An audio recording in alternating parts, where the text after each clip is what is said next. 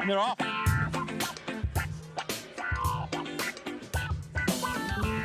Further Faster, the best independently owned outdoor store in the known universe. Whether you're heading out on climbing, paddling, tramping, or running adventures, look no farther than Further Faster for all your gear and expertise needs over the late summer and early autumn, the best time of year. Head over to 57A Buchan Street, Sydenham, Otutahi, Christchurch, or hit them up at furtherfaster.co.nz.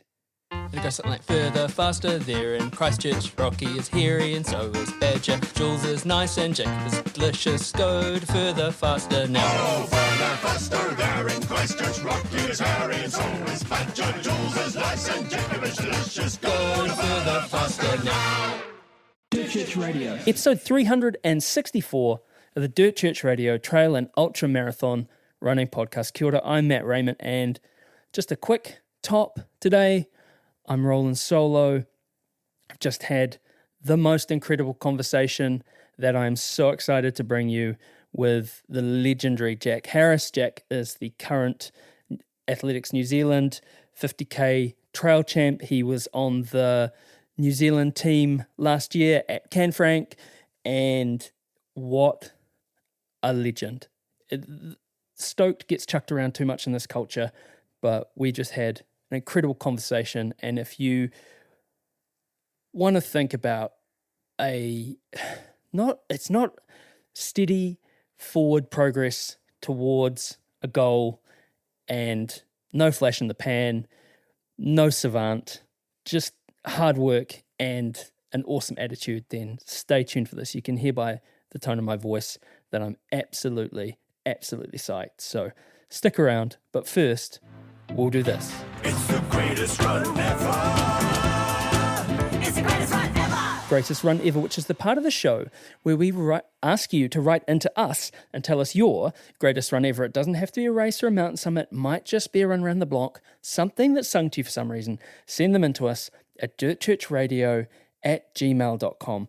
Now, this one is from Sam Howard, and I scanned it before, and it looks pretty fun. He goes, Kia ora team, this is my greatest run ever. My greatest run wasn't a race finish, a mountain summit, or some epic trail mission. It was 126 laps of a school track. In March 2025, I joined my kids' primary school team for the Relay for Life in Palmerston North. I volunteered for the graveyard shift, 8 p.m. to 8 a.m., figuring the night shift might be the quiet one. It wasn't. It was laughter, tired legs, and that strange energy that only seems to appear at 3 a.m. when a group of people are trying to keep something going together. It was a hoot. Then the rest of the year rolled on. Work overseas, an Achilles injury that forced a lot of patience, a long day out at Blue Lake 24-hour challenge, running, recovering, running again. Eventually, an email popped into my inbox, Relay for Life 2026. This time I thought, why not go all in and run the full 24 hours? So the training started. Nothing dramatic, just the slow, steady build that runners know well. A bit further each week, time on feet, letting the body adapt. One day I was chatting with one of the deputy principals at the school and floated an idea. What if I ran around the school track for the whole school day? It would be training for me, and maybe the school could throw something in the newsletter to build a bit of buzz for the fundraiser. That was the plan. What actually happened was something else entirely. The idea snowballed. Suddenly there was a colouring competition, a cheer squad practicing chants, students planning aid stations, classes scheduling time to come out and run laps with me. What I thought might be a quiet training day turned into a full school event. At 8:45 a.m, I started running. Within seconds, there were more than 20 kids running beside me, questions flying. Why are you doing this? How many laps will you run? Do you ever get tired? The excitement was contagious. Kids would peel off after a lap or two, then a new group would jump in. All day the track buzzed with curiosity, laughter, and the thump of trainers and crocs in sport mode, keeping pace for a few laps. As the hours ticked by, the commentary got better. How many laps will he do? He's the Ashurst David Goggins. Wow, he's pretty fit for a dad. Lap 67 got the excitement really going, with shouts of 6-7 echoing across the field. And really, this is Matt talking now. Who knows what that means? I don't. And also, Sam, I got to say, if you don't have the title of the Ashurst David Goggins on your LinkedIn, what are you even doing with your life? By the final hour, the atmosphere had built into something special. At 2:45 p.m, the entire school came out and lined the track, hundreds of kids forming a corridor of high fives, cheers, and chants as I ran the final laps. It was loud, it was chaotic, it was pure joy. The whole point of the day was to show manawaroa resilience, to show that sometimes you keep going when things get uncomfortable, and to help the students feel part of raising money for a cause that matters. But somewhere along the way, it became something else. A community moment, a school track, 126 laps, and easily the greatest run I've ever had so far. Ngā mihi, Sam. Sure, that was awesome. Sam, thank you so much. And the rest of you, we've had a steady trickle over the summer months. Still not enough for one to feel comfortable in the greatest run ever futures market. So please, please, please, please, please send them in to us. Greatest run ever at dirtchurchradio@gmail.com. Thank you. Right, let's get into it. My conversation with the incredible Jack Harris. Now we're in the right room. Jack Harris, kia ora, welcome to Dirt Church Radio. Hey, yeah, really excited to be here. How are you, man? I am good. Yeah, coming to you from Auckland. Have been in a bit of a funny, I guess, running period lately. Been a bit injured, so that's always tough in the middle of the season. But it is, yeah, life's good. Life is good. I'm sorry that you're injured. That's hard enough for a citizen athlete. But the last time I saw you, you just won the New Zealand. I can't even. It's got such a clunky title. What is it? The Athletics New Zealand Trail Champions bracket, long form bracket, 50K. Who knows? I don't know. Yeah, it's even more confusing than that. Yeah, I'm not quite sure exactly. I think it was just New Zealand 50K champs. Which is maybe typically run on the road, and maybe they sort of threw it into a trail race because we also have other New Zealand trail champs. So don't ask me to explain exactly what is going on there, but I'll take it. I don't make the rules. No, you don't make the rules, but you did. You made the day and you got the dub. But look, just quickly, what's up with you? Are you okay with your injury? Yeah, everything's okay. I think it was probably. I was sort of half expecting for something to crop up. It had been sort of all go for the last year or two. So I sort of knew at some point that the brain and the body was going to say no. And so that came around. So I was probably just paying my dues, I think. But no, we're all good. Did you do the thing that some people talk about, which is after you've had a big victory or a big, a success, you kind of take a step back, plot your year and see where it goes and spend some time recovering, or did you just charge through? Church Radio. No, it was just sort of charge on through. Yeah, I guess we were coming right into New Zealand summer, so it had been a big winter of things, and then yeah, it's pretty hard to say no when summer's rolling around and race season's there and you can spend time out on the trails. So no, it was just put the head down and hope that nothing happened. And so how long's your recovery looking? Yeah, we're nearly back. So yeah, it's been a lot of time on the treadmill and on the bike. I got sunburnt the other day because I hadn't been outside enough, which yeah, probably tells you how much time I have been spending inside. So you just got sunburnt just being outside? Yeah, I mean, I went to the beach and I was the only one in the group to get sunburnt. So, right. Yeah, that probably is not really, that's not middle of summer behaviour, that. It's not. Having said that, our sun is brutal. Yeah. Even if you go to Australia, you're like, wait, what's that lack of uncomfortable burning? It's, something's Why can't I changed. smell myself burning? Yeah. Absolutely. Hey, look, we're getting a little bit over our skis as I am wont to do, but just let's take it back. I'd like to know, what was your first taste of sport growing up? Yeah, I guess pretty like classic kid in New Zealand. I grew up in a little town just out of Dunedin called Waitati, and played rugby, cricket, sort of anything I could get my hands on, from sort of as young as I can remember. In a little town, the rugby team probably was the cricket team, right? Yeah, we didn't even have enough people for a rugby team or a cricket team, so we had to go to other little towns and combine to make up a team. When did that translate into running? When did you notice that you had the wheels?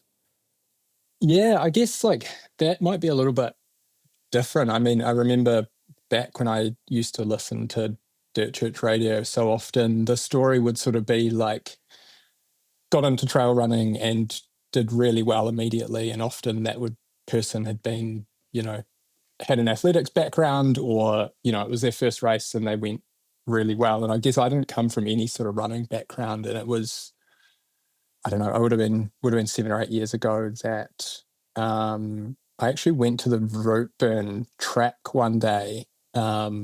Just life was a bit hard at the time, and I decided that I just needed to get in the hills and go hiking, which I'd done a bit of growing up.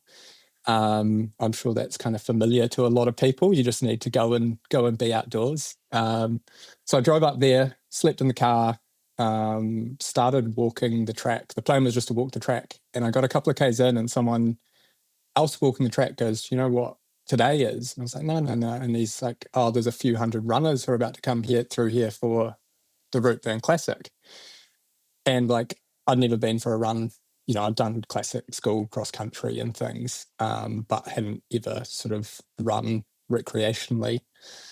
And so I got to the top, got to the Harris Saddle, and it was snowing, and the first runner came through, and I was like, this is just wild, like such a sort of surreal experience. And then my thought quickly went to like, there's 300 other runners coming through here, and I need to get back to the car, and I don't really want to step aside for 300 people. So I started running down the hill, but of course, like, couldn't run. So it was like, run a couple of minutes, walk 5 minutes, run a couple of minutes, walk 5 minutes. But I think that was probably what planted the seed. Like, I was looking back and I was like, I hadn't been for a run at that point. It still took me another year or two to actually go and enter a race, but that was probably the start. And then decided to pick very relevant, but decided to pick the Motatapu Ultra as the first sort of proper race I ever did, which is not an easy one to start. So yeah, sort of stumbled across trail running and then sort of dove straight in. So once you'd been pulled onto the trails, because it was that specific, it wasn't a person, it was a moment in time I mean, you didn't know anyone, I'm guessing, running the Routeburn. You didn't know, who was the hot favorite or what was happening. You just saw a bunch of people running in the snow thinking, this is cool. How did you go about applying yourself? Because and refreshingly, you're not an athletics dork. No offense to all the athletics dorks, love you all, but you're not. You didn't grow up running 800 meters. How did you do that? Yeah, I think there were like a few kind of catalysts. I had a flatmate at the time who would just go out regularly and run. So I started joining him and got into that. And then, yeah, I don't actually know how sort of Motatapu or anything else sort of popped up, but I think it was just that, like, that mentality of like, I want to go and do something that I don't know I can do. And so, yeah, I think, Motatapu was well known. We've got some probably crazier races now, but like back then, I feel like Motatapu was, it was one of the toughest. It still is, no but joke. We've got people doing 200 miles and stuff now, but that 50K, it probably still is one of the toughest 50Ks in New Zealand. So it sort of stood out. It's like, let's do the ultra thing and let's sort of do the hard thing. But yeah, I didn't know anyone. And it wasn't sort of, I guess back then as well, it wasn't quite as popular as it is now, where so many people are doing this, and you do know someone who's done something like this. So I didn't have anyone who I sort of knew who was in the sport. You now, what would you reflect on you then? What would be your reflections to then you? Yeah, I mean, like, it's just kind of the craziest, to experience that start. And I was deep, I was obsessed. I was telling you just before we got on this that, I was listening to every Dirt Church radio episode. I was probably dreaming of, Poor bugger. I was, dreaming of, maybe one day I might be able to, be near the front, or maybe I'd be able to get on a podium, but that was like so far away from where I was. So yeah, it's been quite a kind of crazy last year where a lot of that stuff has happened all at once, but there's been such a long period of time between that start and now. So I don't know, I would have definitely not believed you had you told me, back then that sort of I'd be sitting here, I guess. I mean, you've done a lot of other cool stuff. This isn't this should not, nor should it be the pinnacle.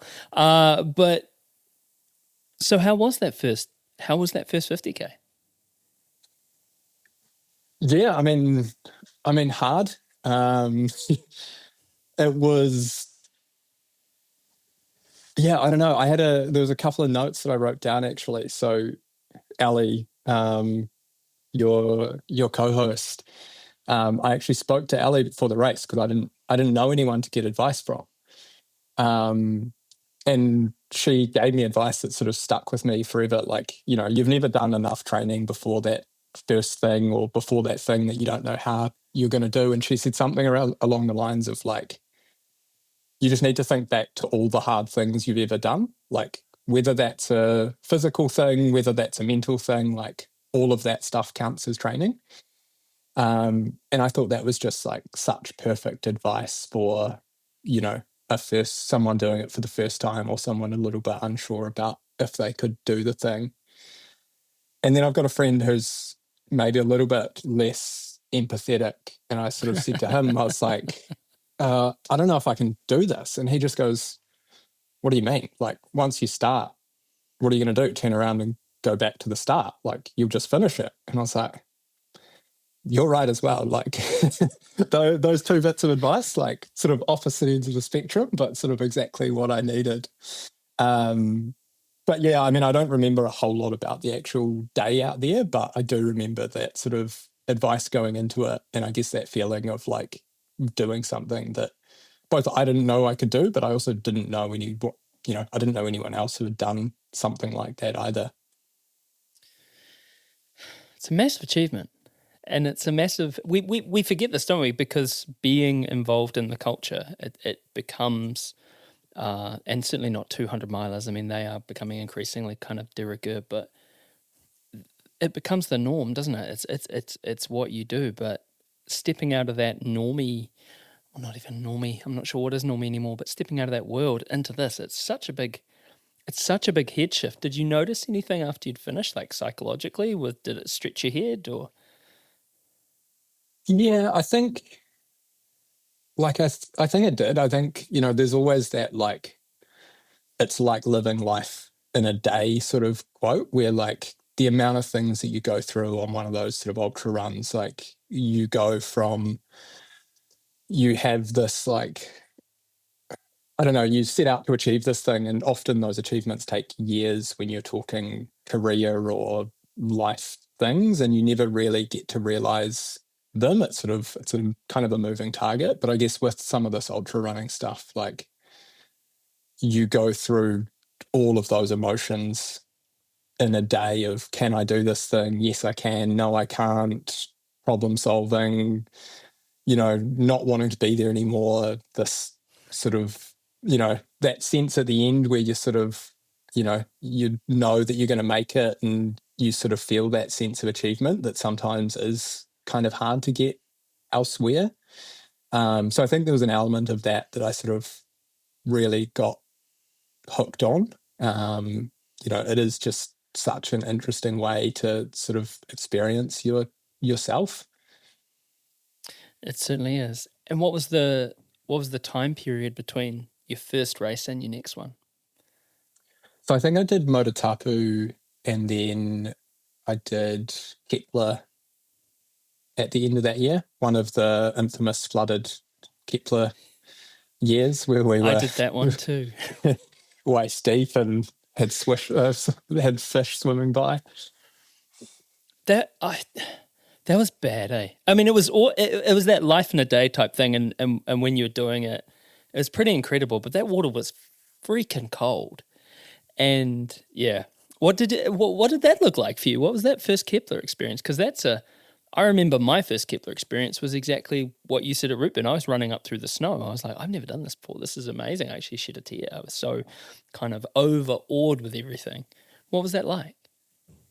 Yeah, I mean, I think Kepler's got so much history as well that you sort of get the sense that you're at this, it's like New Zealand race royalty, which adds a really nice element to it too. And I think at this point I'd sort of convinced a couple of friends to get involved as well. So had a few other people there, which was really nice. But yeah, I mean, similar to Mototapu, like I was a fair way back. I was, wasn't setting anything alight there. Was battling away in the water with everyone else.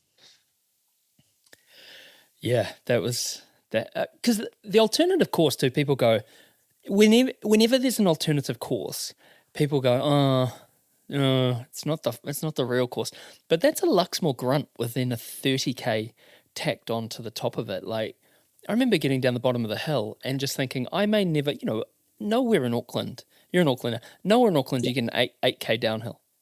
Yeah. There's nowhere you can run for 8 kilometres straight downhill like you can from the top of Luxmore Hut down to like Broad Bay. And I remember getting there and thinking like, I've actually forgotten how to run on the flat, and it's that. But I didn't know a single person, and I don't know about you, but I didn't know a single person who got to that aid station back at the control gates and wasn't like, oh, I'm going to drop out because this sucks. This was I thought as much harder than the full loop. Did you go fully? Did you trip or submerge or go off the side of the trail? Yeah, I think going off the side of the trail was mandatory, right? The sort of step off the edge and all of a sudden you're in the water. Yeah, I went right under. It was horrific. It was still.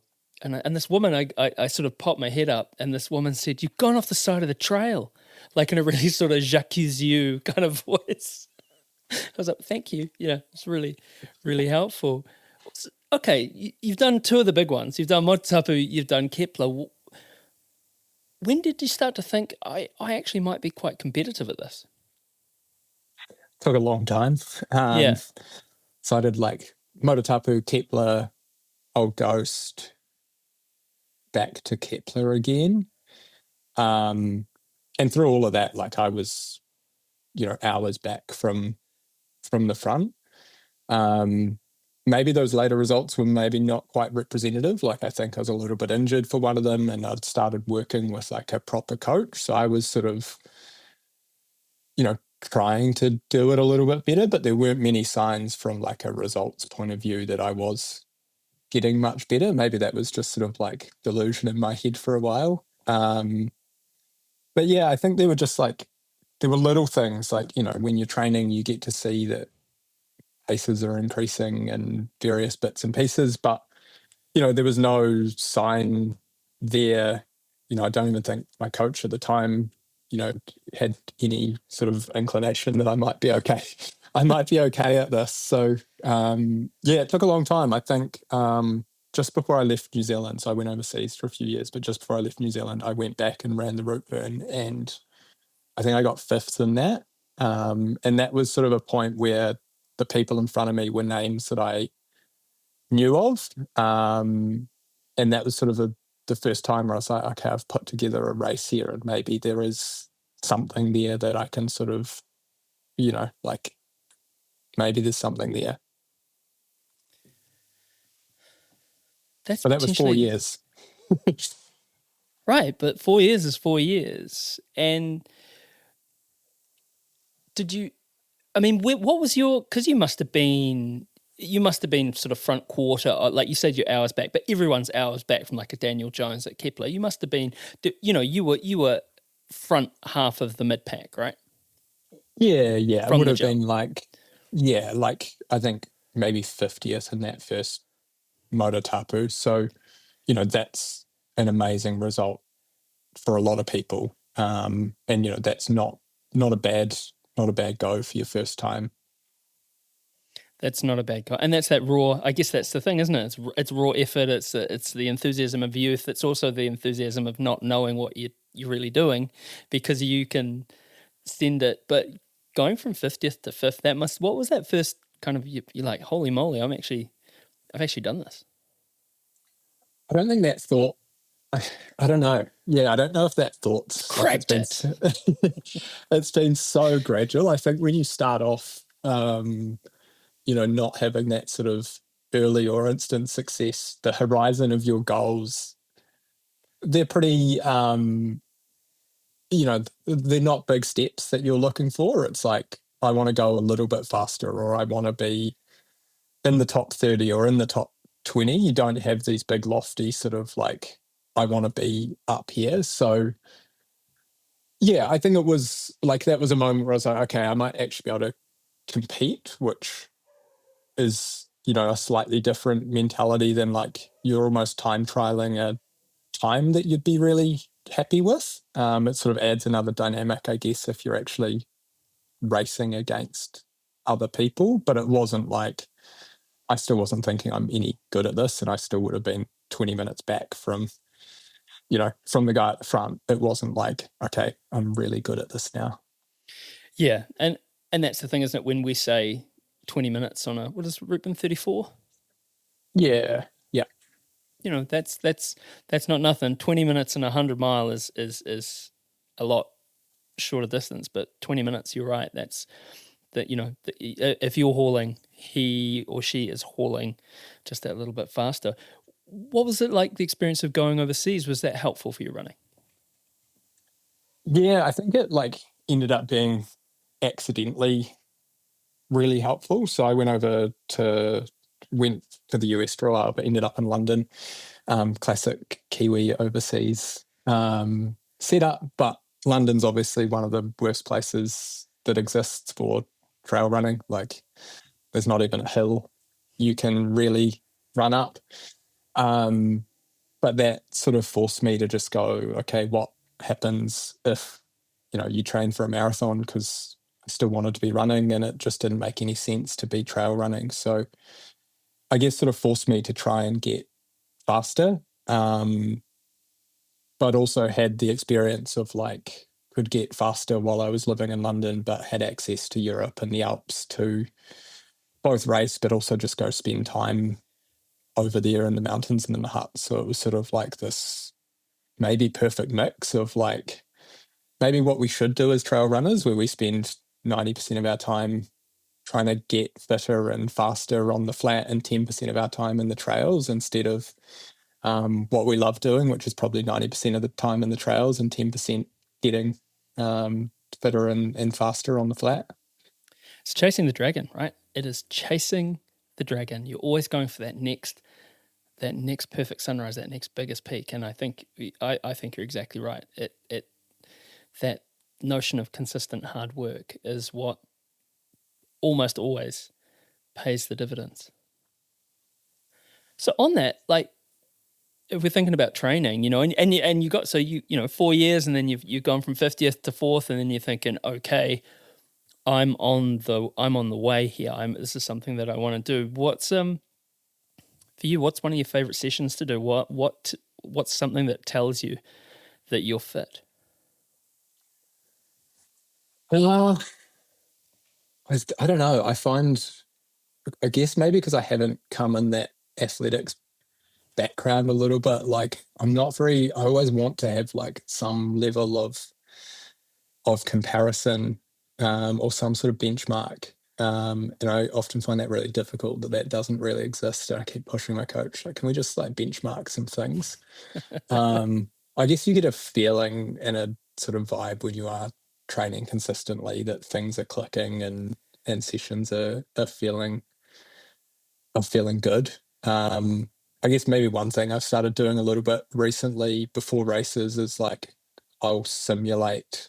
This sounds so silly, but like I will simulate the climbs of the race on the treadmill, or like the first half of the race on the treadmill, and just sort of try and dial in the pace and the feeling and the understanding of like, what might this feel like. So going into the Routeburn last year and going into Spectacle, I'd basically set up the first half of the race on the treadmill, and would do that sort of to get ready before I'd go in.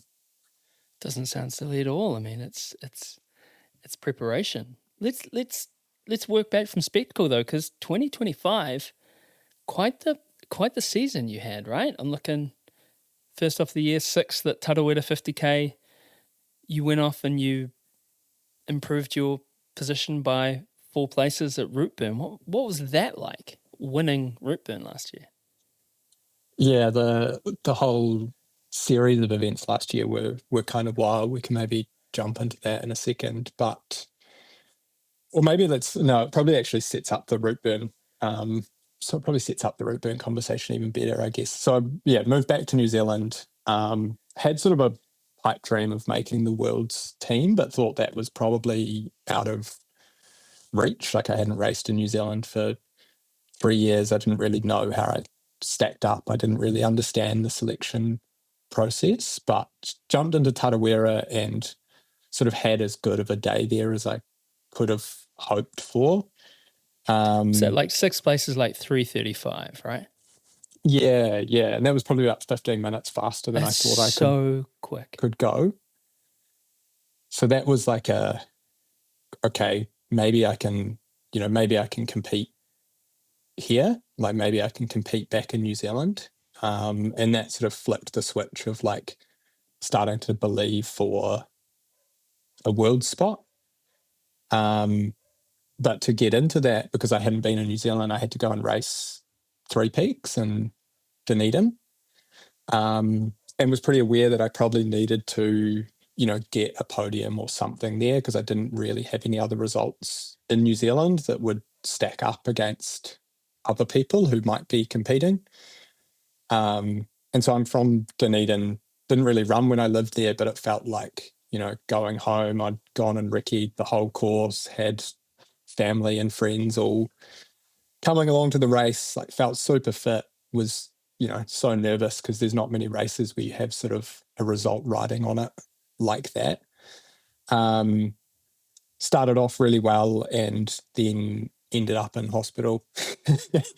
Ran into a tree at about 20 k's in the dark, and had to go and get a bunch of stitches. Luckily, I was just behind David Hounsmith, the ED doctor. So perfect guy if you're going to put yourself in hospital to be stuck to. Where did you get stitches? On the sort of side of my head. I won't go into details because no one wants to hear what the setup was there. But it was fully do. But we could talk about it after. Yeah, I'm all about it, man. Yeah. I'm all about the gory details. But yeah. Okay, so how many stitches did you end up with? There were 10 stitches. Wow. 10 stitches. Yeah. And each person who sort of saw it. So first it was David, and then it was the ambulance people, and then it was the hospital. Sort of went, okay, cool. Like I can't deal with that.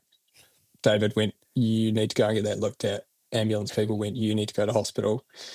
Hospital people are like, okay, we need to sort this out. But yeah, I guess coming back to sort of that leading into Routeburn, like it's one of those things where I was gutted because it wasn't something in my control. Like, I would have run into that tree 10 times out of 10, like it just out of nowhere, we still had head torches on. But it meant that, to me, this sort of dream had gone, and being able to make the world's team was, 2 years away, and who knows what's happening in 2 years' time. So that sort of led into Routeburn, where I was like, I know I'm really fit. This is a race and a course that I love. And like, there's kind of nothing to lose here. This doesn't mean anything in terms of qualifications or rankings or anything. It's just like a chance to go and run on one of the best trails in the world and race. So that was a very sort of special day, I guess, to kind of come from finding the sport at Routeburn to, crossing the saddle and in first and sort of telling myself the whole way down the hill, like, you can do this. Like, you've thought about winning this thing for 8 or 9 years or whatever it was since you first kind of saw it. So it was pretty special. That's amazing. And it's not as if, I mean, yeah, you sort of found the sport, but the sport actually found you because you just turned up on a random day. It's not like you went there on the day of the Routeburn to walk the track. It found you. What was that feeling like crossing that finish line? Yeah, like I was sort of, I don't know, I was in shock a little bit. Like, it was just one of those moments where you just don't quite know how to put it in words. There was so much going on in terms of it being one of those moments where you're like, I've thought about this forever, but then there was also the disappointment of the three peaks and sort of, I had a bit of, I don't know, I was running on a mix of like, yeah, the disappointment, but then the excitement to have sort of ticked this thing that, I'd wanted to do for so long. And I don't know, I sat there for probably 10, 15 minutes, I didn't really have any words. Like, there were people crossing the finish line and full of words and doing shoeies, and I was like, head in hands, overwhelmed with sort of emotions, no idea what to say. So, yeah, I was at the other end of the spectrum. Yeah, there's the shoey bell curve, eh? You're either a shoey person or you're not. And I think that, it is yours seemed like a really appropriate emotional response to such a hard one. And then I guess it's not on like Donkey Kong, isn't it? You had to submit your package to Athletics New Zealand for selection, or what was the process from there? Yeah, so I guess after there's essentially the Three Peaks race was the last day of qualification, so Routeburn didn't count. Right. And at that point, I'd written off that there was any chance that I essentially had a Tarawera race and a couple of UTMB races overseas, but they weren't sort of overly impressive placings because of just how competitive it is. So I just, I was waiting for them to announce the team so I could put myself out of my misery and go, you're not going. But yeah, it got announced, and again, back in the state of shock of, I was just no like, shoeies. no shoeies. No, I was probably closer to a shoey on the Monday night when that got announced than I was after crossing the Routeburn finish line. Wow, what was the feeling?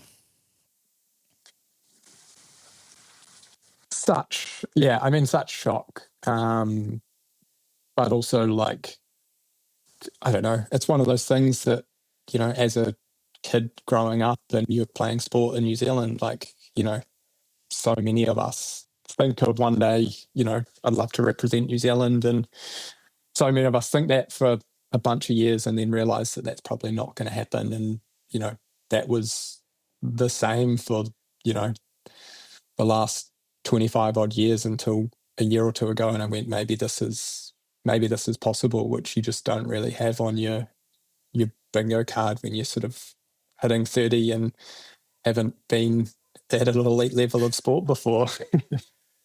That's a hell of an arc. And it's funny, isn't it, with that whole representing your country thing or representing New Zealand. I think, and maybe it's because we're such a small space, that seems to transcend like cultural boundaries, I think. And I mean cultural, like if you're, you could be a right down the middle, like rootin' tootin' kind of jock kid who's into sports and rugby, and then you could be like a punk rocker or someone who's into, but it's that one thing. It's quite a uniting, that black jersey is quite a uniting feature for so many people. Hey, I wonder if that's the case in bigger countries, or if it's just that we're a bit of a crucible.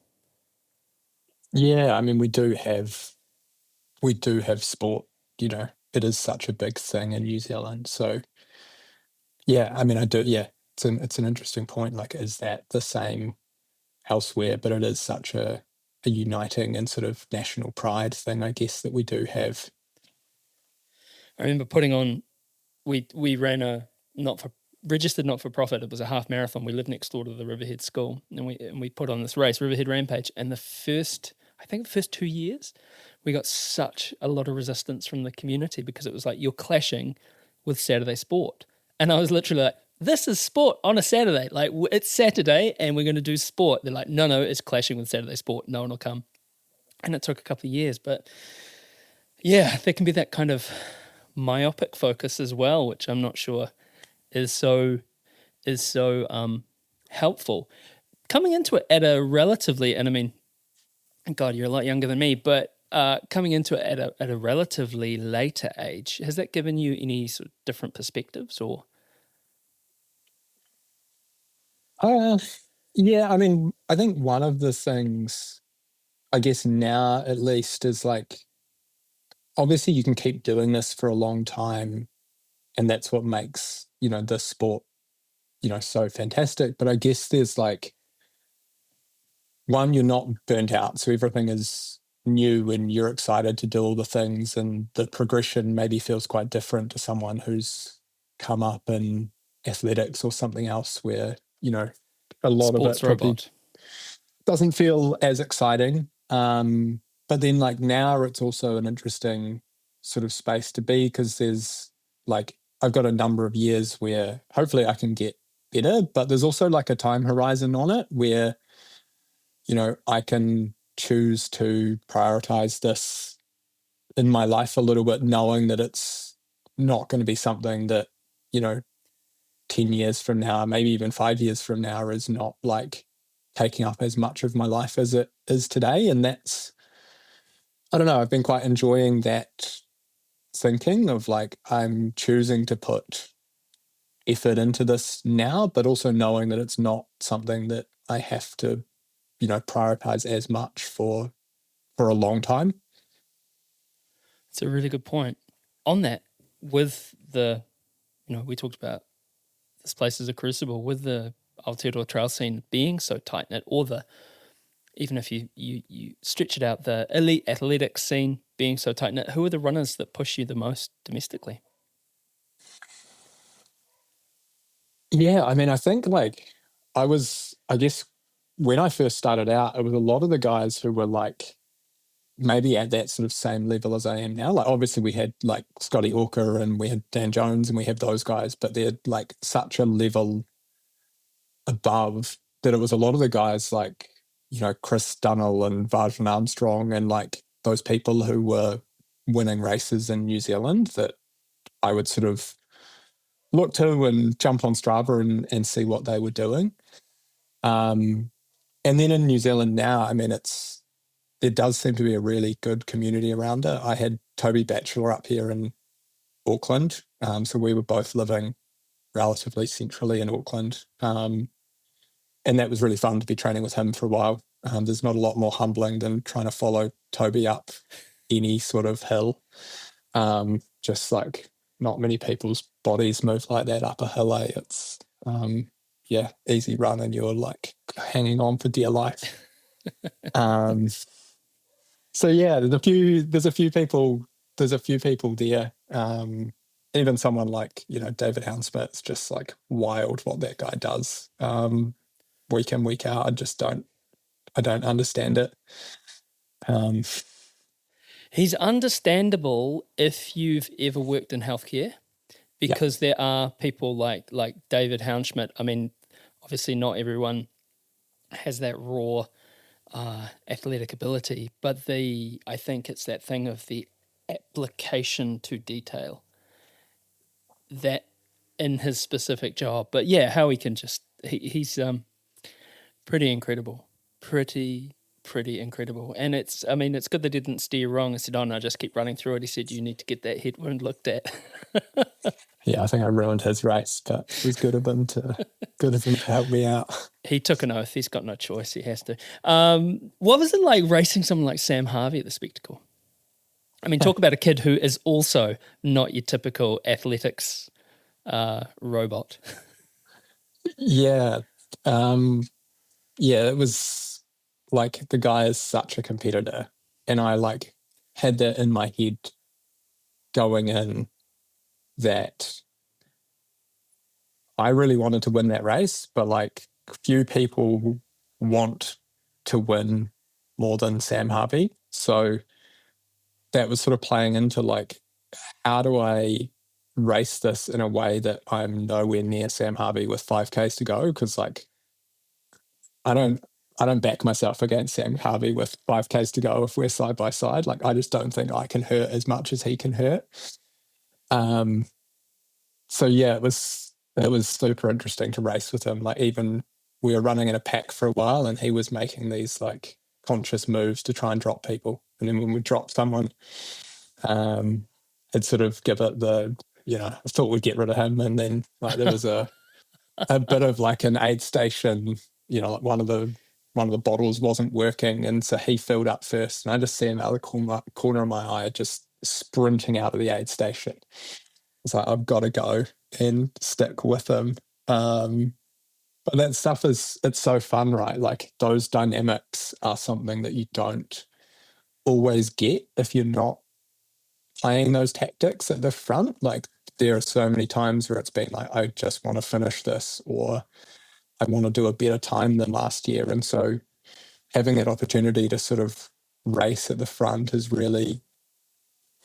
it's kind of really reinvigorating, because you get to have this whole other dynamic where it's not just my run, it's other people's runs as well. And you get to see people and their tactics, and there's still that same camaraderie of like, we're all having a chat and getting to know each other, but you're also racing, which is super fun. And it's been a nice like new thing to sort of layer on after doing this for a few years. Yeah, that sort of backyard mental state takes it to the next level. I mean, I've seen, and he's got one foot on the podium, he's got one foot in the grave. I've seen him and Craig Tor. I was there. They totally Alien versus Predator it out, and both is mutually assured destruction. They timed each other out, trying to psych each other out. Like that, no one won that year. Like it was like 2 a.m. We're standing in the field at Riverhead Forest, going like, "Come on, attention to detail," like. But this is it. I think it makes it more the sport less kind of sterile in a way. You kind of add that little bit of humanity to it. It's pretty cool. It's pretty cool. How did it feel winning the Trail Champs? Yeah, I mean, like, I don't know. At that point of last year, I was just sort of in disbelief that the stuff was still happening. Like, it had just been sort of one thing after another, and I'd sort of, I was half expecting.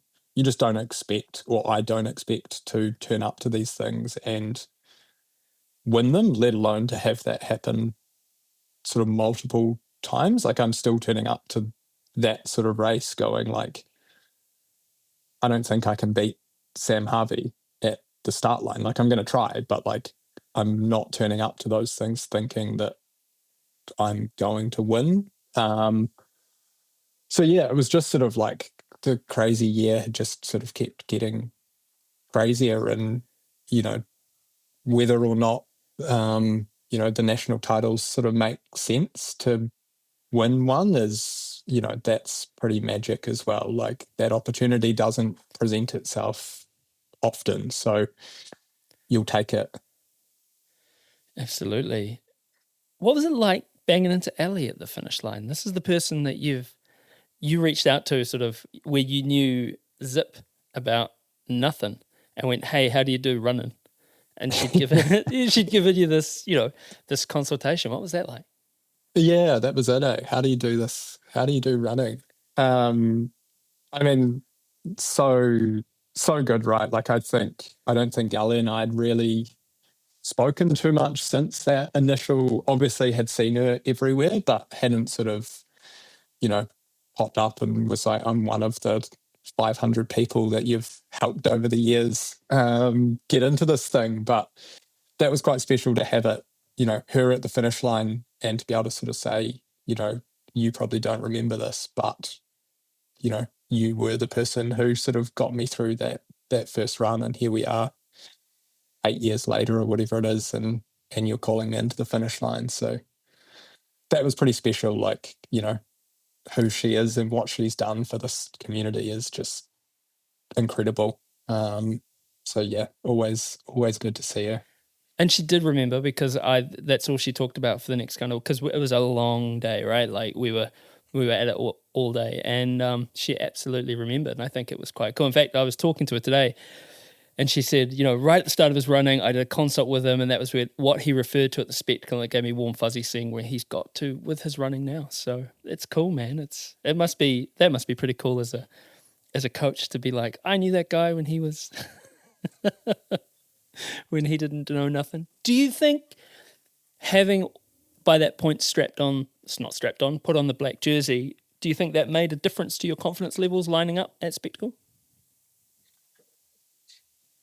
Yeah, maybe a little bit. Like, I don't know. I don't know if maybe the fitness that I put together to get ready for Worlds gave me some confidence, but I don't know if putting on the jersey made me feel any better than anyone. I mean, metaphoric, not literally, not like, aha, it's my cloak of ebon night, no. No, I think it's like, I don't know, in a lot of ways that, I guess that experience, like, it validated a lot of the years and the effort that had been put in. Like, it feels like such a selfish pursuit at times, this running thing. Like, it doesn't benefit too many people other than yourself, or at least it doesn't feel like that a lot of the time. So, yeah, I don't know if, I don't know if it made me feel like I believed more, but it did give me sort of a level of validation and sort of, I don't know, yeah, made me sort of move the horizon a little bit as to what comes next. I was listening to something yesterday when I was out on a run, and the person was saying that, we have this thing around balance in our life, and I think balance is really important. But to be balanced, you also need periods of your life where you are unbalanced, and that's where you are devoting. We've all thought about times when we've studied, times when we've pursued a goal, be that recreationally or in our kind of discretionary lives, like hobbies. I hate that word. I hate the word hobbies. It's kind of, it belittles the effort that you can put into something and be absolutely mediocre at it. But yeah, you have to have that time when that's just what you're doing. Hey. Yeah. I think that, like, I don't know, there's that level of, I think you can put everything in or be obsessed with something for a period of time, and for that still to be balanced. It's like, especially if you can make that call of like, I'm going to do this at the expense of these other things, and accept that, yes, you can probably pick a couple of things. Like, there were times last year in that lead up to Worlds that things were not out of balance, but I'd made a conscious decision that there was one or two things that I could prioritize. And I think that, in those periods, that's sort of all you can do, right? You have to accept that there's going to be a number of things that you have to deprioritize to maintain some level of balance or some level of being a good human in those periods. Man, that's incredible. And what did it feel like to, and I guess the payoff to that, you've whittled it down to one or two things in your life for that period of time. What was that process of getting to the world champs? What was that like? Yeah, it was a bit of a roller coaster as well, I guess. Like, I got announced in the team, and then the next week hurt something in my hip that didn't go away. That was then like MRIs, sports doctor, significant tear of something. So it was like, Brilliant.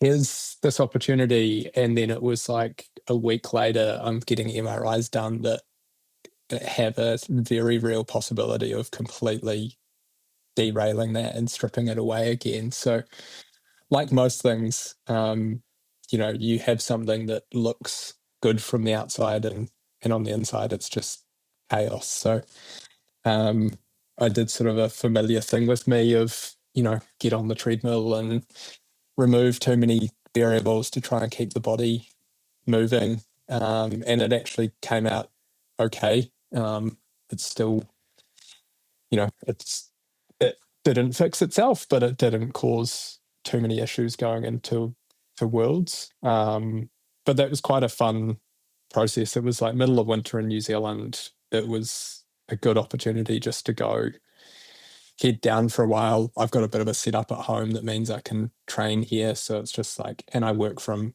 home as well. So it's like life was fairly focused for a while. Middle of winter, work from home, can train from home. Just boiled it down to the simple things for a while.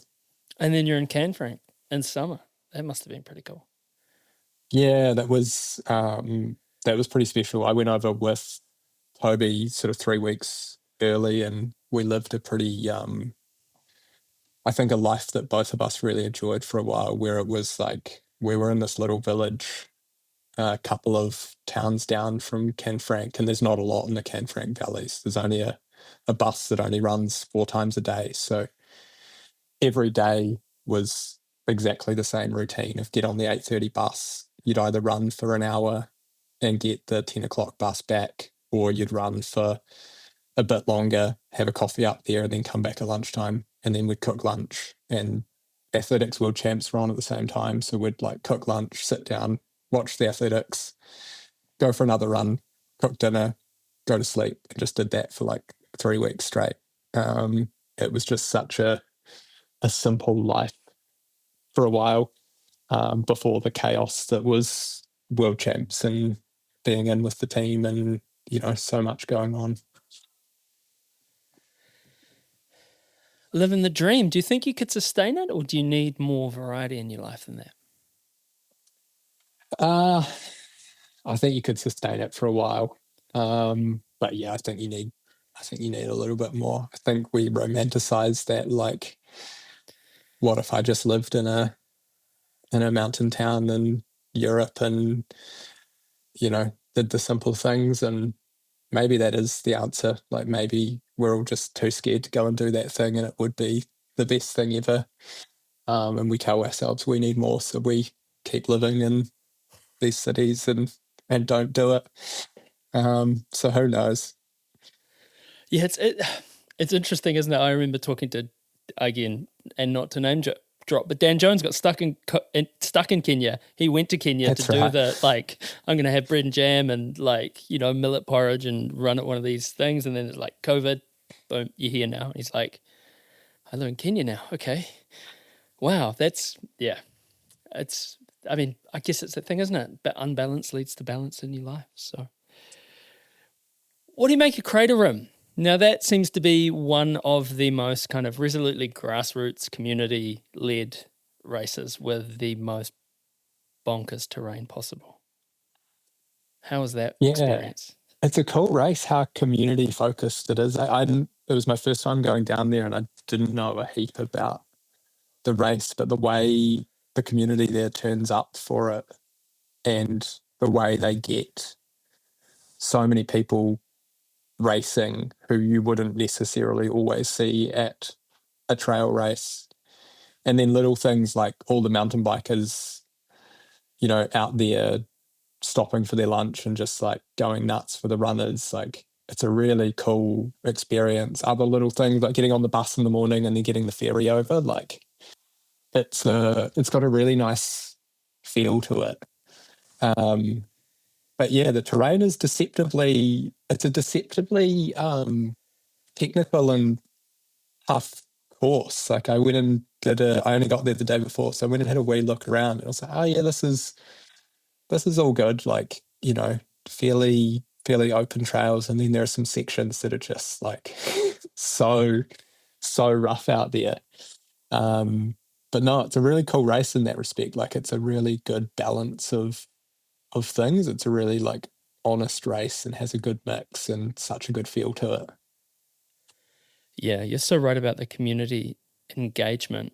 I remember standing because Rebecca, my wife, did it last year, and maybe the year before. Actually, sorry, she did it the year before. But we were waiting to come in. I'm standing with Rocky, and it's from the first to the last. Everyone gets that same experience. Like someone said, come up to him and goes, "Can we start packing? Can we start taking down like a single bit of bunting?" He's like, no, you can't. We're waiting till the end. We're waiting for everyone. And he turned to me and he goes, "I know what that's like to come in and, everything's been packed away and it sucks. And so we don't do that." And I just thought that's right on, man. You've got your priorities straight there for every single person. It's so cool. And no one thinks about, or I didn't anyway, growing up in Auckland, I thought Christchurch was really flat. And most of it is until you get to the Port Hills, where it sort of goes from one plane to another. Eh? Oh, it's great. Like I'm not meant to be nice about Christchurch at all, being from Dunedin, but yeah, they've got a pretty good setup from town there, like bike trails, running trails, hills right there. It's not bad. Yeah, no, I'm the same with the whole Auckland thing. And I got down there and I was like, oh, okay. Oh, you've got a really cool sort of burgeoning arts culture as well. Oh, cool. bet it's not very accessible to get. Oh, no, it is. Okay, right. It's that thing, isn't it? It rocks your kind of preconceptions about what a place. How do you find, how long have you been living in Auckland for? How do you find that? Yeah, I guess I've been here. I lived here sort of 5 years before I went overseas and have been back like a year and a half now. And it's not the best place in the world for trail running, but we've got enough. It's not the worst either. It's not the worst. No, it's definitely not the worst. And we have, the weather and the climate here is pretty good. The access to things nearby is great. But I guess, yeah, I was sort of reflecting the other day, like I've only lived in Auckland or London while doing this trail running thing. So those are probably not two places that you go, that's a really good place to live for trying to be a trail runner. Well, I mean, you put in the theory to a test because you're doing all right. Yeah. I mean, it's still mostly running, isn't it? We're mostly running and doing a little bit of the trail side. So I guess I buy into that a little bit of more running makes you a better runner, and then you layer a little bit of the trail in. That's that sweetness, isn't it? That payoff is the stuff that it's like we said at the start, it's that chasing. When you get to chase that dragon, it's pretty sweet. Hey, if you could run one trail, like any trail race in the world tomorrow, and I know that you're injured, I know, so let's pretend you're not injured. You can run one trail race in the world tomorrow. Which one would it be? Oh, it's probably got to be something like Zagama. I don't even know, I'd probably be terrible there, but you just see the crowd and the atmosphere and it just looks like, it's everything you want trail running to be, I think. Some crazy Europeans, just like some of those. We went and did a hike not far from there, and like it's just such a foreign concept that trail running can be like a regional sport. Like it's, in those locations over there, it's just what everyone does. It's a Saturday and there's families out trail running and the whole town is just covered in trail runners. And so, somewhere like Zagama where they just like live and breathe it and love it, I think that would be pretty special. Rad. Jack, this has been an incredible conversation. Thank you so much for spending the time. Thank you for your generosity and your insight. I really appreciate it. And I'm going to ask you the question that we've asked every person who's been on Dirt Church Radio since we started in 2018, and that's Jack Harris. What's been your greatest run ever? Yeah, I should have been more prepared for this. It's just been I don't know, there's been so many, like each time it's like they don't feel better than the other times. Probably that, going back to that Routeburn experience, like it's that trail. I don't know how many times I've run on that trail just because I just love it. It is everything you want a trail to be. It is technical, it's beautiful, it's steep. There's some sections that you can run fast and flowy. And so I guess to have that experience of getting into trail running through it and then being able to come back a few years later and sort of feel like you're making a little bit of a step and then being able to come back again and eventually win it was pretty special. So yeah, it's probably that one. It's a good answer. And hey, look, all the best in your recovery, and not wanting to get again too sort of predictive. Do you have all things being equal and everything going well? Do you have a season mapped out? Yeah, a little bit. So hoping to go back to Routeburn again in April, which was looking a little bit touch and go, but yeah, everything seems to be on the right track. So hopefully we'll go back there. And hopefully if convinced. It sounds like there's a few people on both the men's and women's side who are turning up. So it could be a fun little field this year. So that would be fun. And then hopefully go over to UTA, which I haven't done before either, and do the 50 over there.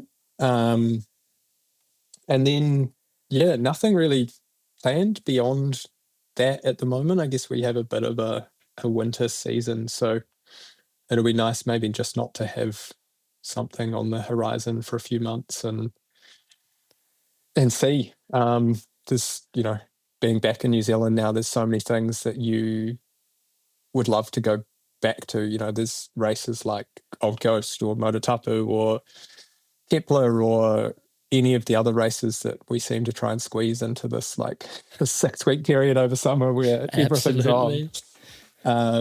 So yeah, we'll work it out. We'll work it out after that. But yeah, there's so many things that are, I guess, exciting. All right. Well, man, thank you so much. This has been excellent. And again, congratulations on a bumper year, and I can't wait to see what you get up to in the future. Cheers, Matt. Thank you. Dirt Church Radio is presented by me, Matt Raymond, Ali Pottinger, and our old mate, Andrew McDowell. We're on all the podcast platforms, so like, follow, and give us a rating. It really helps. We're on social media at Dirt Church Radio, and you can email us at dirtchurchradio@gmail.com. Now, don't forget to sign up to our Substack for a weekly newsletter and the Aid Station podcast. Don't forget to write in with your greatest run ever. We'd love to hear from you, and you can read about them on the website too. Thanks to our supporters, Further Faster, and our Substack subscribers and the DCR Aid Station crew. Stay tuned for our show in 2 weeks when we have another great guest lined up. Mate wā.